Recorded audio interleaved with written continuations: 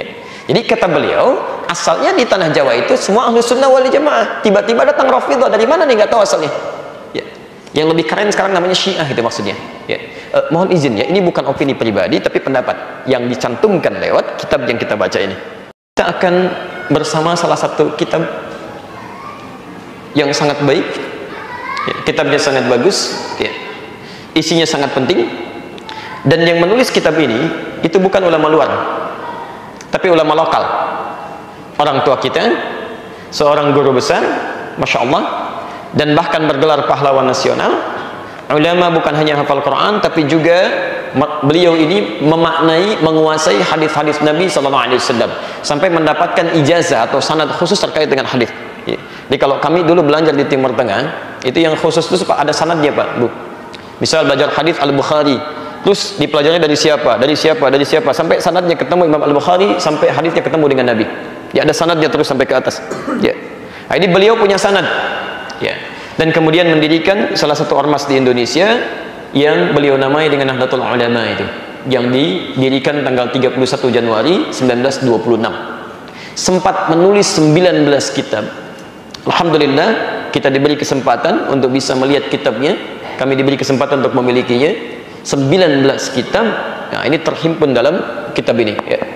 Ada 19 kitab isinya, digabungkan jadi satu, ya. Qadar Allah kami dapatkan dalam salah satu toko buku, dan memang tinggal ini satu-satunya. Jadi begitu masuk yang kelihatan langsung ini. Ya, dapat 19 ini, dan ini masih asli. Ya. Ini pun ada foto di depannya masih asli, yang berjenggot, yang jenggotan masih asli ya. Kayak Haji Masyar itu berjenggot ya. Jadi yang tidak berjenggot itu palsu ya. Kasihan beliau, jangan dimanipulasi ya gambarnya. Baik. Dan ini pun kitabnya masih asli. Ya. Ulama dulu punya kemampuan bahasa Arab yang baik.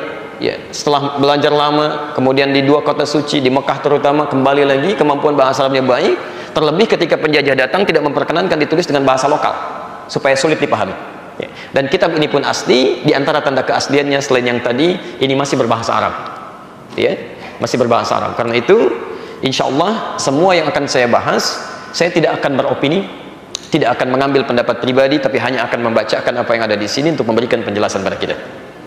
Baik, kita mulai bahasan kita karena waktu kita sangat singkat ya untuk malam ini. Dari 19 kitab terdapat di kitab yang kedua. Ya, kitab yang kedua, kami coba bawakan ini supaya jadi argumentasinya lebih kuat, ya, insya Allah. Ya. Baik, kitab kedua judulnya Risalah Ahlus Sunnah wal Jamaah. Risalah Ahlus Sunnah wal Jamaah. Tulisan yang membahas tentang hakikat Ahlus Sunnah wal Jamaah. Baik, pelan-pelan.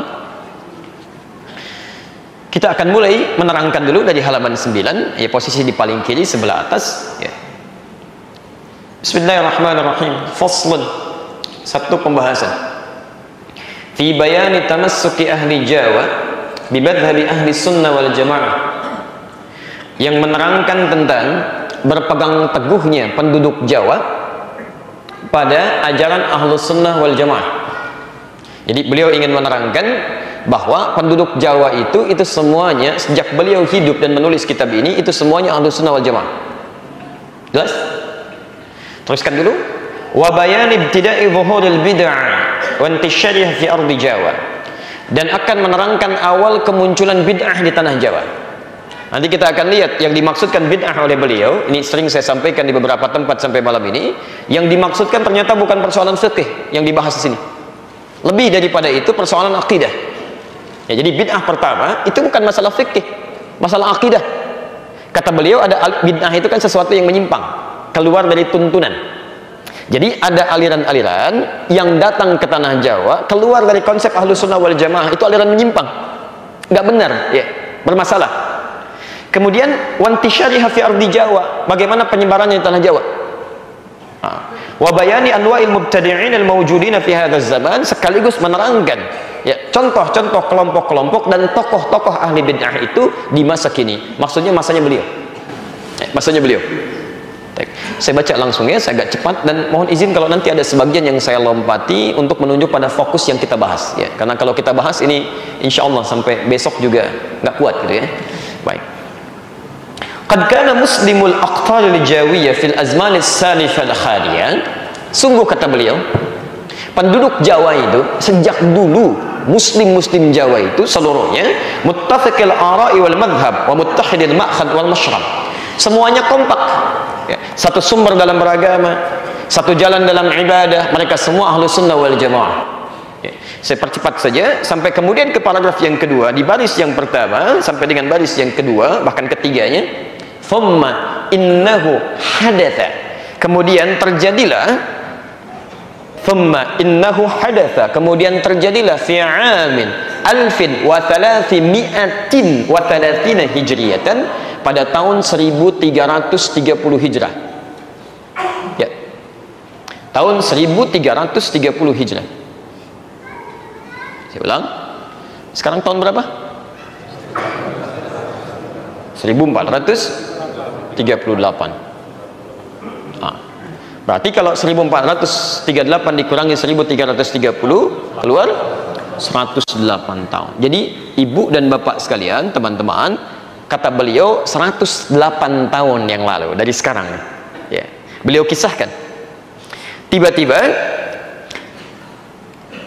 innahu hadatha fi 'ami 1330 hijriyatan ahzabun mutanawwi'ah, muncul kelompok-kelompok, aliran-aliran, pemikiran-pemikiran yang tidak jelas, bukan kelompok biasa tapi sudah membawa nilai-nilai agama di dalamnya, ya, sudah membawa nilai-nilai agama di dalamnya.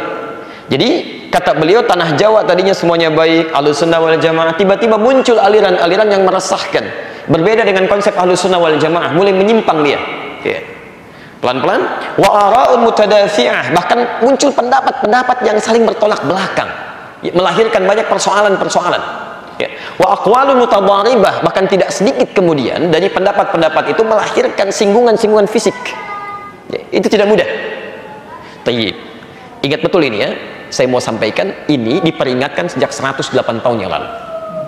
Kalau Anda diberikan peringatan sehari misalnya lupa, wajar tidak? Wajar. 2 hari masih lupa, wajar tidak? Wajar. 3 hari masih lupa, wajar tidak? Anda dikasih peringatan 108 tahun masih lupa juga, Anda butuh berapa tahun lagi? Nah, sekarang ada peringatan yang berlangsung sejak 108 tahun. Ya, ada hal-hal yang menyimpang dalam kehidupan kita, kata beliau.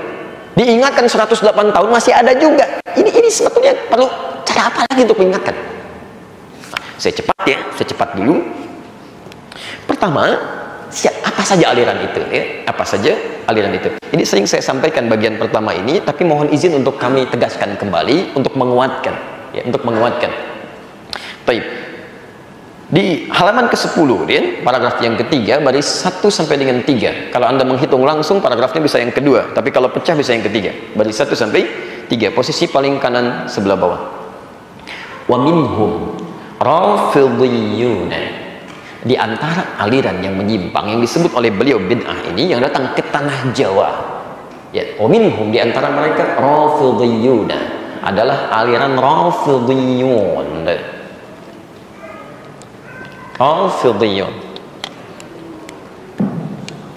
ya, satu rafidhiyun. Kita turunkan katanya sehingga dipahami betul, ya. Saya tidak terlalu senang kalau Anda menghafal sesuatu tapi tidak paham isinya, ya. Rafid ini menunjuk pada orang, asalnya dari kata rafadha, yang menolak dengan keras, ya.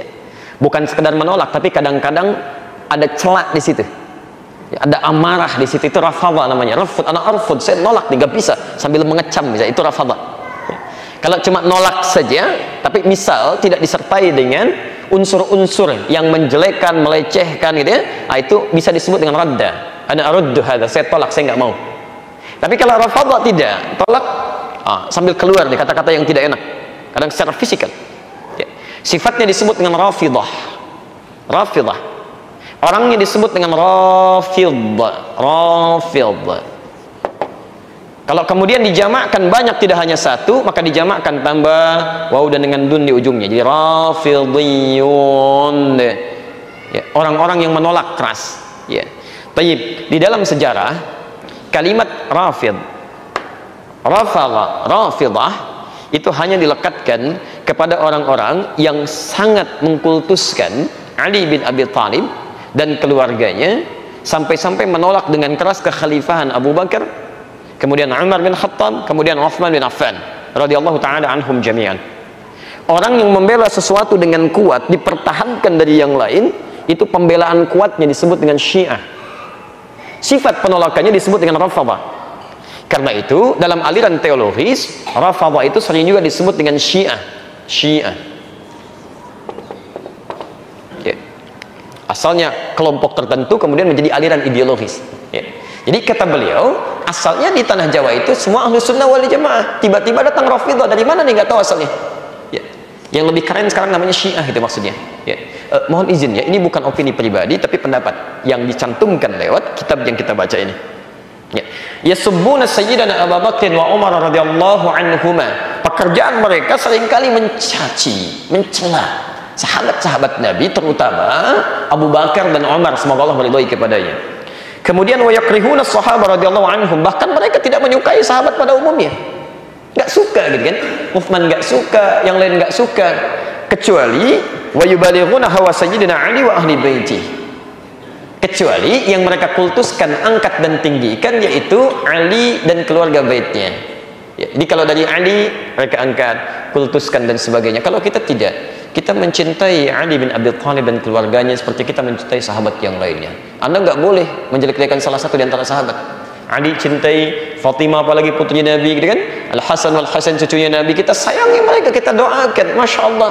Al Hasan penghulu surga, Al Husain masya Allah panglima luar biasa. Tapi juga kita sayangi, hormati Abu Bakar, menghormati Aisyah, kan? Istrinya Nabi Sallallahu Alaihi Wasallam, menghormati Umar, menghormati Uthman dan sebagainya. Ini tidak. Nah, aliran seperti ini yang mencela-cela sahabat Nabi disebut, dihukumi oleh Syekh Hashim Asy'ari sebagai aliran yang menyimpang, disebut aliran bid'ah. Jelas ya? Kapan munculnya? 108 tahun yang lalu, masuk ke tanah Jawa. Jelas ya? Jadi kalau Anda diingatkan sehari, wajar, lupa. 2 hari, wajar, lupa. 108 tahun diingatkan, masih dipikirkan juga. Ya. Jelas di sini? Baik. Karena beliau ahli hadis, itu tidak hanya menyebutkan tentang kepercayaan atau pendapat saja, tapi beliau munculkan dalil hadis Nabi untuk menguatkan argumentasi. Saya bacakan di antara hadisnya banyak sekali, salah satunya saya bacakan ya. Ya. Kata beliau, halaman 11 ya. Baris ke-9. Halaman 11 baris ke-9. Wa qala sallallahu alaihi wasallam. Kata beliau, terkait persoalan ini, Nabi sallallahu alaihi wasallam pernah mengingatkan, la tasubbu ashabi, jangan sekali-kali kalian mencela sahabat saya. Jangan sekali-kali kalian mencela sahabat saya. Fa innahu yaji'u qaumun fi akhir zaman, karena sungguh nanti akan muncul satu kelompok di akhir masa. Di akhir zaman akan tiba satu kaum, ya, satu kelompok, yasubbuna ashabi, mereka senang sekali mencela sahabat-sahabat saya. Perhatikan, lihat bagaimana tegasnya Nabi menyampaikan larangan ini. Fala tusallu alaihim wa la tusallu ma'ahum. Kalau mereka meninggal jangan disolatkan, kalau kamu hidup dengan mereka jangan solat dengan mereka. Ya, ini nggak ada pernyataan keras semacam ini. Nggak ada pernyataan keras kecuali pada sesuatu yang sangat berbahaya. Anda tinggal dengan mereka, kalau mereka nggak tobat jangan solat dengan mereka. Termasuk jangan solatkan.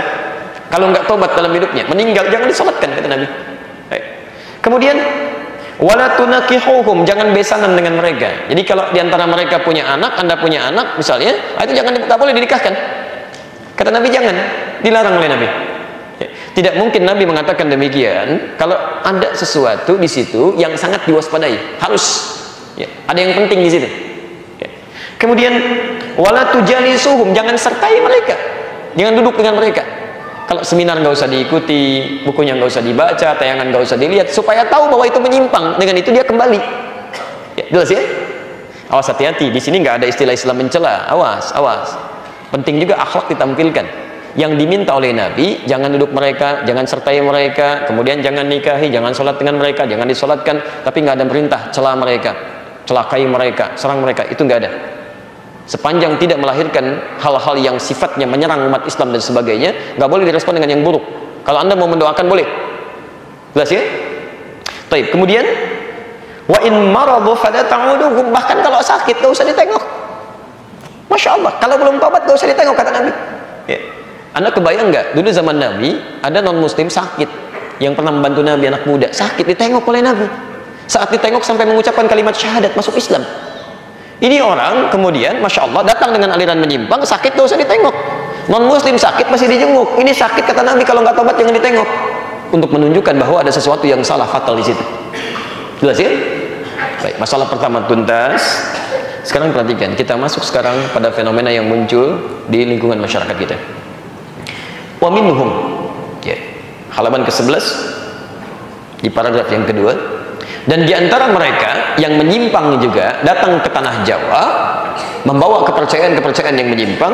Wa minhum abahiyuna, aliran abahiyun yang serba membolehkan, ya, yang serba membolehkan. Kita tuliskan.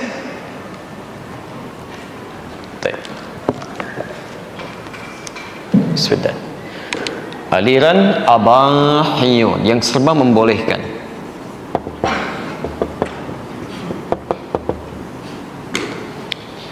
Baik, teman-teman dan pemirsa di rumah atau dimanapun Anda berada, bahasan kita ingat sekali lagi, ini bahasan ilmiah dengan dalil-dalil dan kajian-kajian yang matang, dengan argumentasi yang coba dikuatkan secara ilmiah. Jadi kalau ini nanti dipersoalkan, kita bisa berdiskusi secara ilmiah. Terus ya? Tidak boleh kita menjelekan, mencela dan sebagainya, tapi hanya menghadirkan nuansa ilmiah. Jadi dalam bingkai ilmiah, kalau nanti dipersoalkan, kita diskusikan dengan argumentasi yang baik. Ya.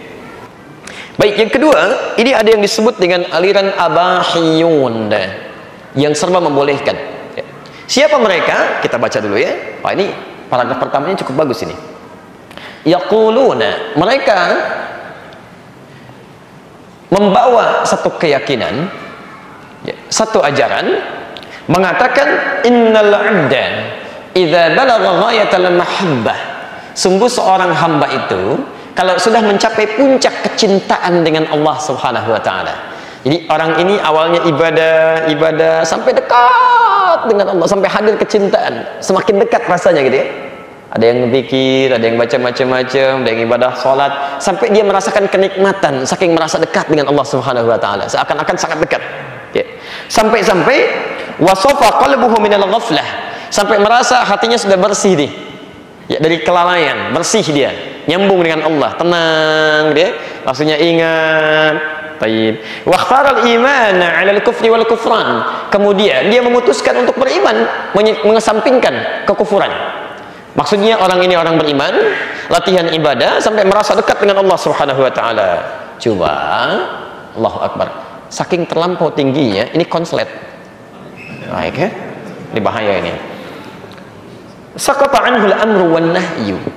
Dia sampai menyimpulkan kalau sudah saya semakin dekat dengan Allah, saking dekatnya saya sudah dicintai Allah. Kalau sudah dicintai, tidak berlaku lagi perintah dan larangan bagi saya. Konslet. Tidak berlaku perintah dan larangan untuk saya. Baik, Allah perintahkan sholat. Wa aqimus sholat. Itu buat Anda yang belum dekat, masih latihan. Kalau saya sudah dekat. Ini jangan kaget nanti. Kalau ada orang yang masya Allah gitu kan, pakai jubah macam-macam, gelarnya macam-macam. Sekarang kan banyak ya. Saya agak bingung nih sekarang ini antara kiai dengan dukun. Itu bedanya tipis banget dari segi penampilan. Ya, ada yang pakai jubah, jubahnya kadang-kadang panjang. Ada yang lebih besar dibandingkan Batman, macam-macam lah pokoknya itu. Ya, ada yang panggilannya kiai, aki, apalagi itu. Ada kanjeng, ada segala rupa gitu ya. Nah, itu kalau masuk pada kategori seperti ini, dia misal, mohon maaf, tidak kelihatannya ibadah, tapi seperti orang alim, itu menyimpang. Itu menyimpang. Allahu Akbar, Allahu Akbar. Pak Kiai, kok Pak Kiai nggak sholat? Kan sudah azan. Ade masih latihan. Kalau Pak Kiai jasadnya di sini, tapi rohnya sedang bersama Allah. Wah, Nabi aja masih sholat. Nabi, Rasul, manusia paling takwa di muka bumi, paling dekat dengan Allah. Sholat sunnah sampai bengkak-bengkak kakinya. Pak Kiai siapa? Ya surga belum jelas gitu kan. Anda bukan Nabi, bukan Rasul. Ya Allah, tidak ibadah, itu menyimpang. Jadi Anda kalau diajak latihan-latihan apapun di awal-awalnya ya, kemudian dihadirkan suasana kedekatan tertentu, tapi ujung-ujungnya nggak sholat, itu aliran menyimpang. Saya teruskan dulu, belum selesai. Nanti Anda akan menemukan kalimat yang sangat unik nih. Ya. Bahkan dia menyimpulkan wala yudkhiluhullahu an-nara birtikabil kabair. Bahkan kalaupun saya mengerjakan dosa yang dianggap besar, Allah nggak akan masukkan saya ke neraka. Saya akan dekat dengan Allah. Ya. Meninggalkan sholat itu dosa besar. Nggak Jumatan, salahnya fatal. Orang ini nggak sholat nggak apa-apa katanya, udah dekat dengan Allah kok. Apa ibadah dia? Nah, saya bacakan cepat. Wa ba'dhum yaqul, bahkan diantara mereka menegaskan bahwa, lihat kalimatnya, innahu tasqatu anhu al-ibadati adh-dhahirah. Bagi kami yang zahir-zahir kayak gini udah nggak berlaku, itu masih latihan. Ibadah kami itu, lihat kalimatnya, wa takunu ibadatuhu tafakkur wa tahsinul akhlaqil batinah. Yang penting bagi kami itu, lihat, tahsinul akhlaqil batinah, tafakkur, kontemplasi, merenung, tapa, memperbaiki perilaku agar tidak menyimpang. Yang penting tidak mencela orang, yang penting tidak mencelakai orang. Ya, nggak sholat nggak apa-apa. Tahsinul akhlaqil batinah, yang penting batinnya itu baik, tenang. Maka dikenallah kemudian, karena batin yang jadi aspek utama, maka dikenal dengan aliran kebatinan. Yang lahir-lahir sudah lewat. Jadi kalau ada aliran seperti itu misalnya, itu kebanyakan alirannya bikin konflik. Ya, ini sholat sudah enggak, ya, udah macam-macam sudah tidak. Dia merasa sudah latihan. Ya, orang puasa 30 hari Ramadan, dia 40 hari pergi ke hutan sana kan, begitu pulang-pulang bawa keris, masya Allah, macam-macam lah, ya. Nah, tapi pada sisi yang tidak tepat, sholat sudah nggak dilakukan lagi, ibadah yang lain sudah nggak ada. Yang penting kita itu baik, tidak mencela orang, hati kita bagus. Ada yang seperti itu? 108 tahun yang lalu itu ada dan disebut menyimpang. Jelas ya? Saya bacakan fatwa ulama di sini. Fatwa ulama.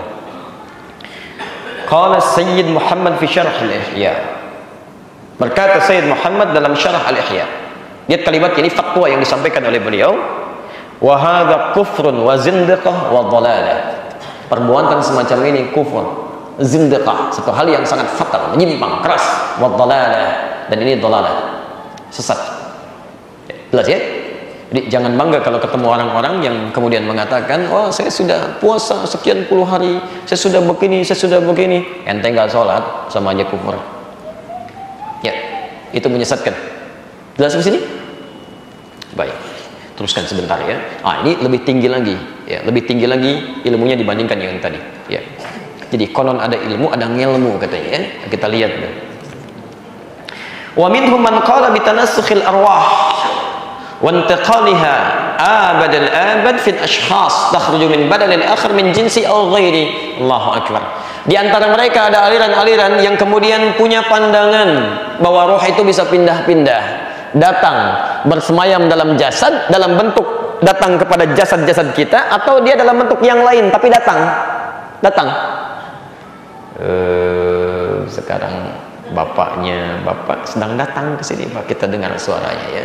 Datang bersuara misalkan, mirip-mirip suaranya itu, mirip-mirip. Ya, dia pikir rohnya pindah, padahal bukan, mungkin jin yang diambil. Jin yang dulu menemani bapaknya dia panggil, minta bantuan, dan sebagian minta kata Quran kepada jin, dia panggil, rohnya nggak pindah-pindah sebetulnya. Selesai. Ya. Saya kasihan ya hari-hari ini. Jin itu banyak kena fitnah. Hari-hari ini tuh.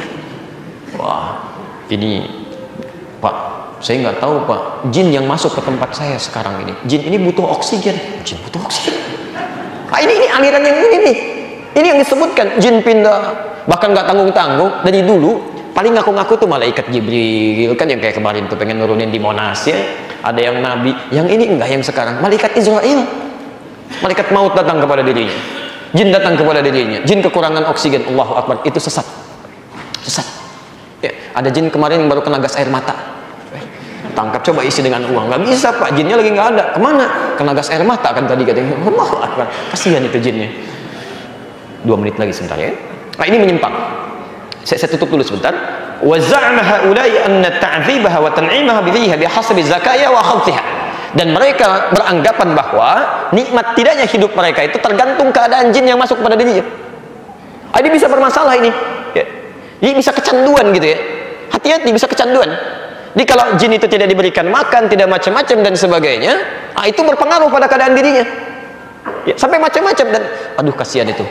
Dulu jin nggak ada yang nyambu, sekarang jin dikasih sabu. Coba lihat makanannya, dari aspat nggak ada, sekarang dikasih sabu dan sebagainya. Itu keterlaluan itu. Ya. Jin itu dari dulu makanannya tulang, kotoran, macam-macam dan sebagainya. Jin sekarang dikasih sabu sama manusia. Baik. Qala Syihab al-Khaffaji fi syarhi 'ala asy-Syifa wa qad kaffarahum ahli syara' lima fihi min takdzibillahi wa rasulihi wa kutubihi. Ya. Kemudian berkata Syihab al-Khaffaji, seorang ulama, dalam syarahnya pada kitab Asy-Syifa, aliran semacam ini sudah sepakat ahli syariat semuka bumi menganggapnya sebagai kufur karena bertentangan dengan hukum Allah, mendustakan Rasul, dan bertentangan dengan Al-Quran Al-Karim. Jadi kalau anda mendapati orang-orang seperti itu mengatakan ini pindah, ada datang jin, ada roh macam-macam, itu orang sedang menyimpang. Baik, teman-teman sekalian, ada yang lebih dahsyat dibanding ini. Itu sangat berbahaya. Seperti apa sifat dahsyatnya, bagaimana sifat bahayanya, kita lanjutkan setelah menunaikan salat Isya berjamaah. Subhanakallahumma wa bihamdika asyhadu an la ilaha illa anta astaghfiruka wa atubu ilaik. Assalamualaikum warahmatullahi wabarakatuh.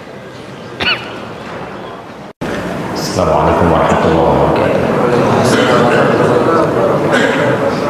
Alhamdulillah wassalatu wassalamu ala rasulillah wa ala alihi wa sahbihi wa wala. Amma ba'd.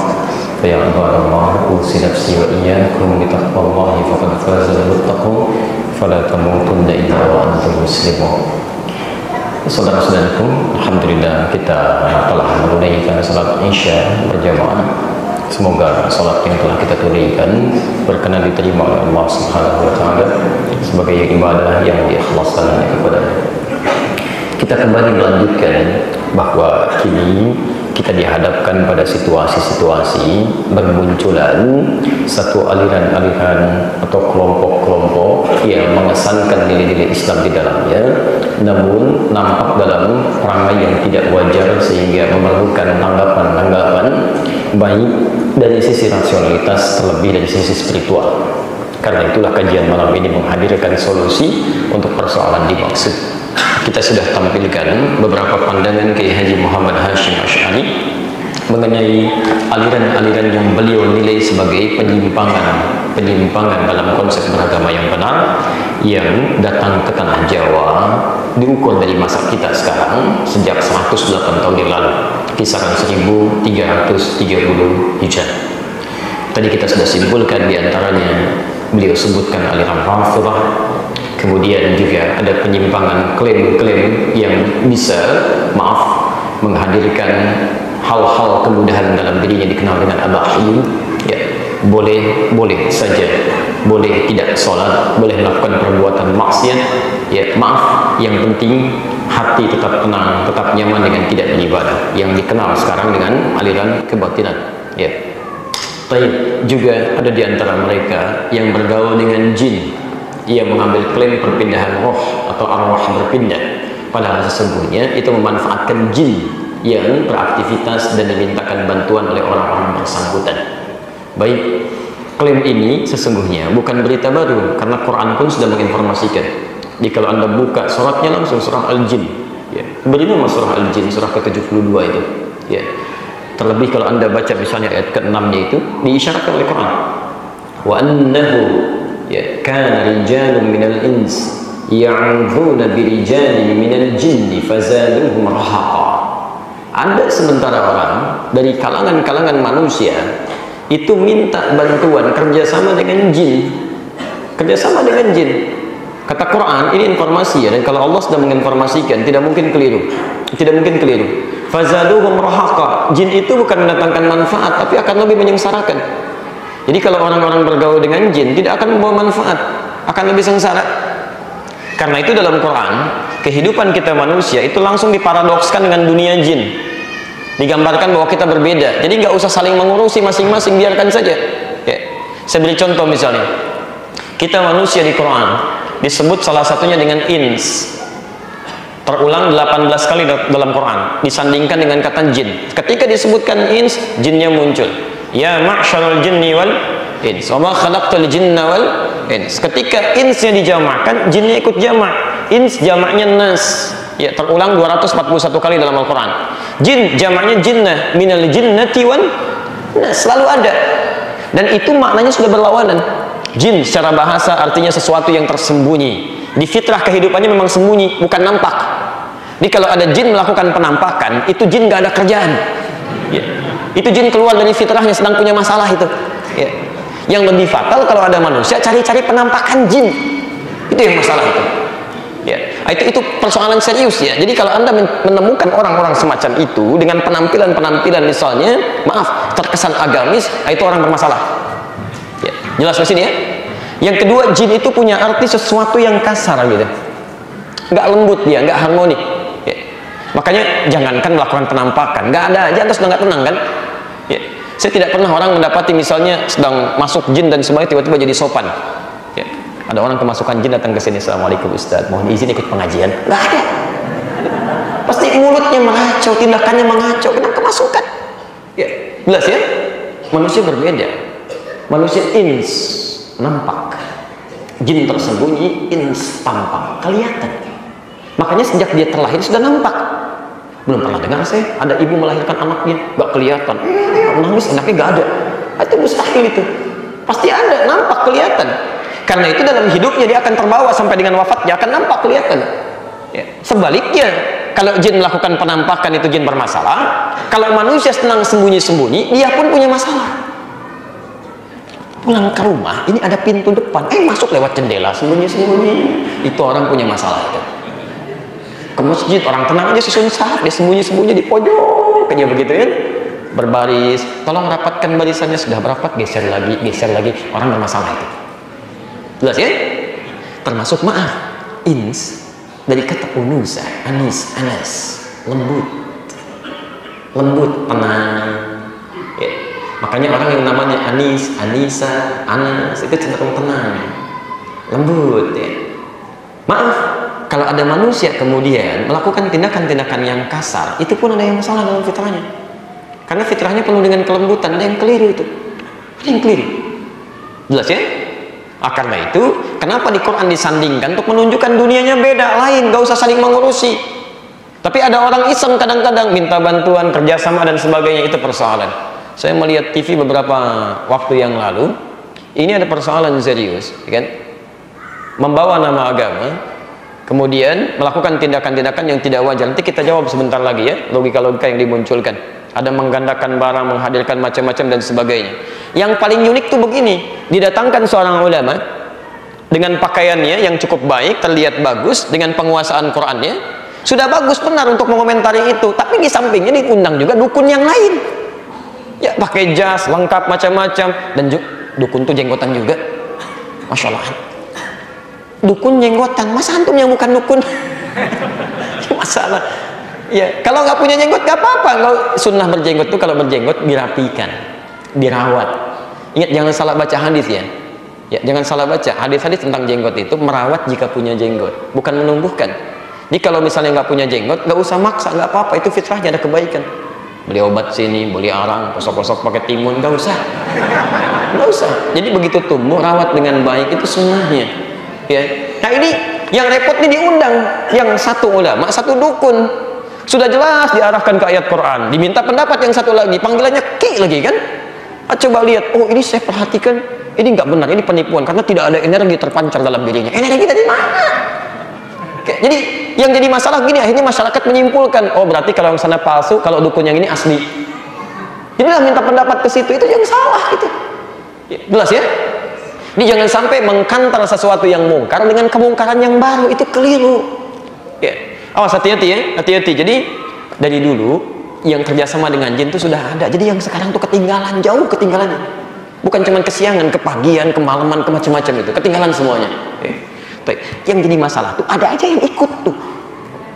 Ya kalau orangnya sih dari dulu juga udah ada, tapi pengikutnya, kenapa saban hari saban pagi banyak sekali? Ada yang keliru tuh. Ya. Kan sering katakan dari dulu di kita ini, menurut penelitian sementara, ada satu penyakit yang susah hilang. Cepat kaget, gampang kagum. Kaget, kagum, ikut ke situ kan. Masya Allah, ada mall baru, breng, kagum, datang ke situ. Numpang kagum aja, belanja enggak? Pulang, aliran baru muncul. Coba cek, setiap ada kepercayaan, aliran baru, selalu ada pengikutnya. Kita itu. Ya. Saya dengan teman-teman dari sini, kita silaturahim ke MUI Jawa Barat. Apa yang terjadi? Di Jawa Barat katanya hampir tiap bulan ada nabi baru, Pak. Tiap bulan. Nggak tahu yang sekarang. Kemarin katanya di Karawang nabi barunya itu. Ya. Ini sudah ada nih. Saya bacakan ya. Agak cepat terakhir karena kita mau mengkantor pemikiran yang tidak tepat ya, dengan argumentasi yang cukup logis. Tayyib, wa kadzalika man idda'a nubuwwata ahadin ma'a nabiyyina sallallahu alaihi wasallam aw ba'da. Ini yang bahaya. Aw man idda'a nubuwwah li nafsihi. Ya, begitu pula sesat, kata beliau. Sesat. Ada sementara orang yang mengaku-ngaku nabi. Awas, ngaku nabi. Ini pengakuan nabi ini bukan cuma sekarang, 108 tahun yang lalu sudah ada, dihukumi sesat. Ya. Jadi kalau 108 tahun sudah diingatkan, masih muncul juga, butuh berapa tahun lagi untuk diingatkan? Ya. Baik itu yang mengaku nabi sejak adanya Nabi Muhammad, misal Nabi Muhammad ada dulu mengaku nabi, atau kata beliau, manidda'a nubuwwa li nafsihi, nabinya sudah meninggal, setelah itu dia mengaku saya nabi baru. Masya Allah, nggak ada nabi setelah Nabi Muhammad SAW. Oh, tapi kan di Quran ada memang disebut Ahmad, namanya kan Ahmad. Oh, maka muncul Ahmad aku nabi. Ada Mirza Ghulam Ahmad, ada Ahmad macam-macam, ada Ahmad macam-macam, Masya Allah. Oh, ini berbahaya, ya.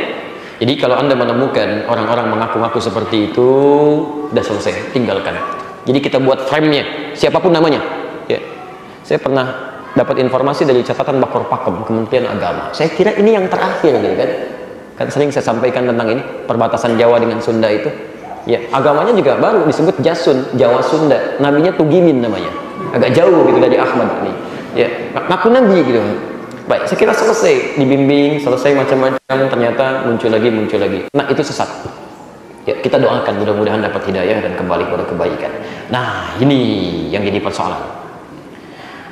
Atau ada orang juga tidak mengklaim nabi, tidak mengklaim wali, bukan. Tidak mengklaim guru-guru, bukan. Tapi innahu yuha ilaihi wa illam yadda'in nubuwwah. Tapi dia merasa mendapatkan ajaran-ajaran walaupun tidak mengaku nabi. Saya sih bukan nabi, saya bukan wali, cuma ada masukan-masukan pada diri saya untuk melahirkan hal semacam ini. Sesat. Nggak sih? Itu bermasalah. Baik, nah Bapak dan Ibu sekalian, itulah diantara informasi-informasi yang beliau hadirkan. Sebetulnya masih banyak lagi ya, tapi mungkin terkait fenomena-fenomena sekarang. Kalau Anda dapati kemudian apapun bentuknya, kemasannya dan sebagainya, itu tetap menyimpang. Jauhi, hindarkan, tinggalkan. Apalagi sekarang bulan Al-Muharram, bulan menanggalkan segala hal yang tidak dibenarkan oleh agama.